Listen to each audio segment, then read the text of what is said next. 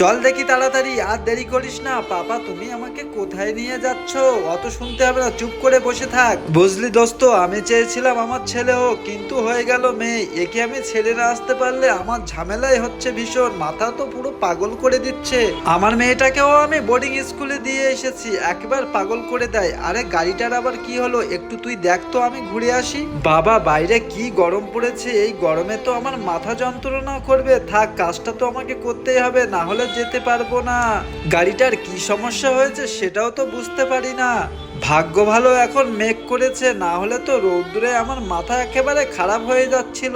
এমনি গরম পড়েছে অনেক। কি রে বন্ধু, তুই এখনো কি করছিস? গাড়িটা এখনো ঠিকঠাক করতে পারলি না? আরে আমার মেয়েটা কোথায় গেল, দেখতে পাচ্ছিস না? ওই তো ছাতা ধরে বসে আছে, দেখ। পাপা তোমার অনেক গরম লাগছিল, তাই আমি ছাতাটা তোমার মাথার উপর ধরেছিলাম। বন্ধুরা এই মেয়েটার জন্য লাইক শেয়ার সাবস্ক্রাইব করে সবাই